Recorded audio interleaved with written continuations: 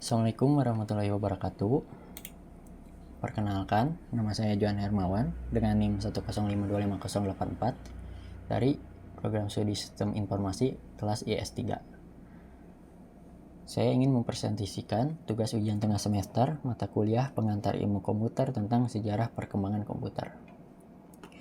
Baik, di sini ada pendahuluan.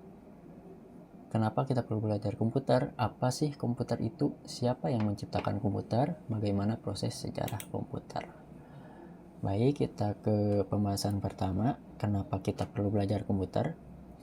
Di sini ada beberapa poin, ya. Yang pertama, keterlibatan komputer di dunia kerja. Hampir setiap pekerjaannya di berbagai industri itu seperti akuntansi, teknik, pemesanan, bahkan layanan kesehatan menggunakan keterampilan komputasi dasar. Bahkan sebagai persyaratan minimum saja, kita perlu menguasai program dasar seperti Microsoft Office. Microsoft Office itu seperti Word, Excel, PowerPoint. Kemudian kita juga kadang dituntut untuk dapat menguasai software sejenis Google Workspace. Kemudian dalam dunia kerja juga kita dapat meningkatkan produktivitas seperti mengolah data, membuat laporan, atau menyusun presentasi lebih cepat dan efisien. Kemudian, komputer bisa menjadi gerbang menuju akses informasi dunia. Maksudnya, di sini kita selalu menemukan hal-halnya seperti edukasi-edukasi bisa kita dapatkan melalui teknologi komputer itu. Kemudian hal tersebut juga kita bisa akses ya, seperti kita bisa akses secara gratis maupun berbayar. Bahkan buku-buku pun yang dulu kita beli itu yang bisa dapat memenuhi lemari, sekarang kita dapat akses menggunakan satu teknologi seperti komputer. Kemudian ruang untuk kreativitas dan inovasi. Dengan adanya pemahaman terhadap komputer, kita bisa membuka ruang untuk kreativitas dan berinovasi seperti halnya yang tadi saya katakan bahwa komputer merupakan gerbang akses informasi. Dengan adanya gerbang akses informasi tersebut, untuk meningkatkan kreativitas dan inovasi, kita hanya perlu mencari di program atau Google ya, seperti YouTube. Itu bisa kita cari tutorial seputar teknik atau skill yang ingin kita kembangkan. Kemudian kita masuk ke pembahasan selanjutnya, apa sih komputer itu? Di sini komputer merupakan mesin elektronik yang dapat memprogram untuk menerima data, kemudian memprosesnya, kemudian menyimpan dan menghasilkan informasi berdasarkan serangkaian instruksi yang tersimpan di dalam memorinya. Kemudian kita masuk ke pembahasan utama, yaitu tentang sejarah komputer. Di sini ada 3 tokoh penting dalam terciptanya komputer, yaitu Charles Babbage yang dijuluki sebagai Bapak Komputer, yang lahir pada 26 Desember 1791 sampai 18 Oktober 1871. Charles Babbage merupakan tokoh penting dalam sejarah terciptanya komputer karena ia adalah orang pertama yang mengembangkan konsep dasar dari komputer yang dapat diprogram, yang menjadikannya dijuluki sebagai Bapak Komputer. Peran kunci Babbage terletak pada rancangan 2 mesin mekanis revolusioner pada abad ke-19, yaitu different engine dan analytical engine. Different engine bertujuan sebagai penghitungan tabel matematika seperti tabel algoritma dan trigonometri secara akurat menggunakan metode perbedaan sehingga meminimalkan kesalahan perhitungan manual manusia. Kemudian analytical engine yang dirancang setelah different engine adalah konsep yang paling revolusioner dan merupakan prototipe pertama dari komputer digital serbaguna.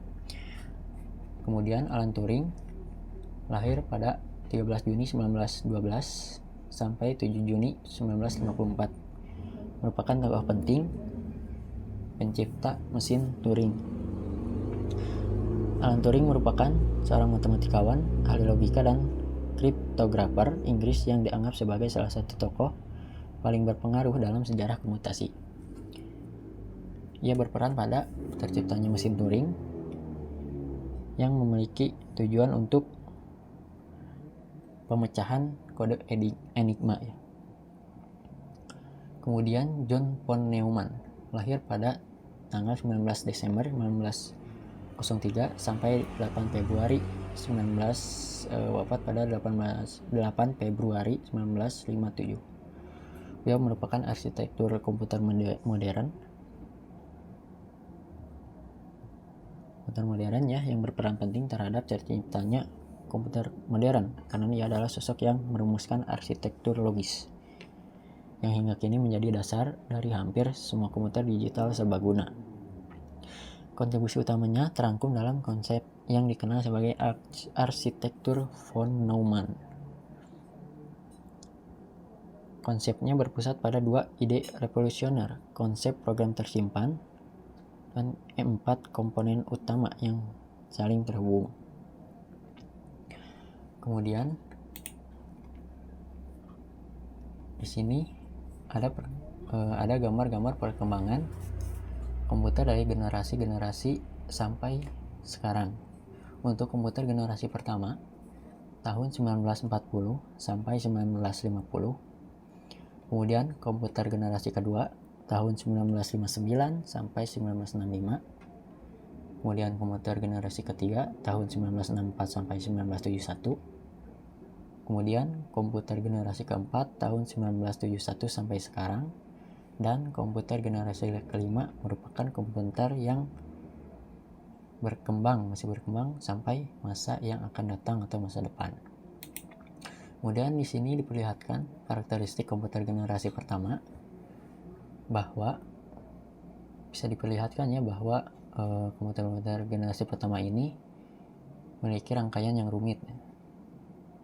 Mungkin dilihat ini merupakan komputer yang banyak ya, tetapi ini merupakan satu komputer maksudnya. Jadi maksudnya satu komputer ini. Di sini perlihatkan komponen utama, tabung vakum berfungsi sebagai switch atau penguat sinyal. Bisa dilihat ya gambarnya. Ini merupakan contoh tabung vakum yang dipakai pada komputer generasi pertama. Kemudian daya dan panas menggunakan daya listrik yang besar dan menghasilkan panas berlebih. Kemudian untuk kecepatan hanya mampu melakukan ribuan operasi per detik.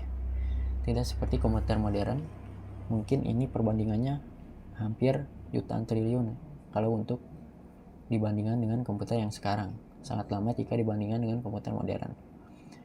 Kemudian ukuran dan berat berbobot sekitar 27 ton dan bisa mengisi seluruh ruangan. Ya, bisa diperlihatkan bahwa ini bukan beberapa komputer, tetapi ini merupakan mesin dari satu komputer. Kemudian penyimpanan data menggunakan silinder magnetik atau pipa kertas. Jadi pipa kertas ini digunakan sebagai penyimpanan data komputer generasi pertama, sebenarnya mengacu pada kartu berlubang dan pita kertas berlubang, bukan pipa kertas papercore ya yang digunakan untuk mengulang bahan, tapi ini merupakan kertas berlubang atau kartu berlubang untuk penyimpanan data. Tujuan khusus hanya untuk pekerjaan spesifik seperti perhitungan ilmiah atau militer. Kemudian di sini perlihatkan bahwa karakteristik utama komputer generasi kedua. Komponen utama menggunakan transistor dan dioda, berbeda dengan generasi yang pertama ya. Kalau generasi yang kedua ini menggunakan transistor dan dioda. Untuk ukurannya saja bisa diperlihatkan di sini antara tabung vakum dan transistor itu sangat berbeda ya, berbeda jauh. Kemudian untuk ukuran fisik lebih kecil, bisa sampai seukuran lemari besar ya, tapi tidak seperti yang pertama ya, bisa seukuran ruangan lagi. Kemudian kecepatan bisa lebih cepat ya dari yang pertama. Yang kedua ini berkecepatan jutaan operasi per detik. memiliki berpuluh-puluh lipatnya dari generasi yang pertama. Kemudian energi dan panas, konsumsi daya lebih hemat dan panas yang dihasilkan lebih rendah dibandingkan dengan generasi yang pertama. Kemudian memori utama menggunakan magnetic core storage. Magnetic core storage ini merupakan teknologi yang menggunakan cincin-cincin kecil yang terbuat dari bahan ferrit keramik magnetik yang disebut inti core untuk menyimpan data. Kemudian penyimpanan luar mulai menggunakan magnetic disk ya, dan magnetic tape atau tape ini dibacanya pita magnetik. Magnetic disk ini merupakan piringan tipis bundar dan data yang dilapisi dengan bahan magnetik. Mungkin sebagian besar udah mengenal ya magnetic disk ini. Contohnya seperti hard disk atau HDD. Kemudian magnetic tape merupakan pita plastik tipis yang dilapisi bahan magnetik mirip dengan bahan mirip dengan kaset audio. Kemudian bahasa pemrograman, bahasa tingkat tinggi seperti Fortran untuk teknik dan COBOL untuk bisnis, serta assembly sebagai simbolik. Tujuan digunakan secara luas untuk aplikasi bisnis, ilmiah, dan teknik. Kemudian untuk karakteristik komputer generasi ketiga, di sini ada komponen utama, sirkuit terpadu IC yang berisi ribuan transistor, dan daya dan panas, konsumsi daya dan panas sangat rendah. Sistem operasi, penggunaan sistem operasi yang kompleks untuk mengelola sumber daya, memungkinkan tim sharing yang efisien dan pemrosesan multitasking. Kemudian untuk ukuran dan berat jauh lebih kecil dibanding dengan generasi yang sebelumnya, ukuran desktop atau lemari kecil. Kecepatan, mampu melakukan jutaan hingga miliar operasi per detik. Dibandingkan dengan yang sebelumnya, ini merupakan perkembangan yang sangat baik. Kemudian bahasa program, pengembangan bahasa tingkat tinggi terus berlanjut, misalnya BASIC. Pada komputer generasi ketiga ini, pengembangan bahasa program ditingkatkan. Input atau output, penggunaan monitor dan keyboard menjadi standar, menggantikan punched card. Jadi generasi ketiga ini mulai menggunakan monitor dan keyboard ya. Kemudian untuk komputer generasi keempat, komponen utama menggunakan microprosesor, CPU tunggal, dan teknologi VLSI. Kemudian untuk ukuran fisiknya juga sangat kecil dan portable, seperti komputer pribadi, laptop, dan smartphone. Smartphone merupakan termasuk kepada jenis komputer. Kecepatan, mampu melakukan jutaan hingga triliunan operasi per detik, sangat cepat dibandingkan sebelum-sebelumnya ya, sehingga harga jauh lebih murah daripada generasi sebelumnya, memungkinkan kepemilikan individu. Penyimpanan, penggunaan semikonduktor untuk memori utama, RAM, dan perangkat keras berkapasitas tinggi, hard disk atau SSD. Jaringan, lahirnya jaringan komputer ya, seperti LAN, WAN, dan yang paling penting internet. Di sini di generasi keempat, jaringan mulai digunakan antarmuka, pengembangan antarmuka, penggunaan grafis, GUI, mouse, dan perangkat genggam. Kemudian untuk komputer generasi kelima difokuskan untuk pengembangan perangkat keras seperti hardware, pemrosesan paralel, penggunaan banyak CPU, komputasi superkonduktor, bahan yang menghantarkan listrik tanpa hambatan, dan kuantum, kecepatan pemrosesan. VLSI dan WLSI memungkinkan penempatan lebih dari 10 juta komponen pada satu chip. Perkembangan perangkat lunak atau software, sistem pakar, pengambilan keputusan dengan cara meniru seorang ahli manusia dan domain tertentu. Ini merupakan definisi pada AI ya. Pemrosesan bahasa alami, komputer memahami, menafsirkan, dan menghasilkan bahasa manusia. Jaringan saraf tiruan terinspirasi oleh struktur otak manusia, digunakan untuk machine learning dan deep learning. Kemudian mungkin itu saja yang bisa saya sampaikan. Maaf jika ada kurang. Wassalamualaikum warahmatullahi wabarakatuh.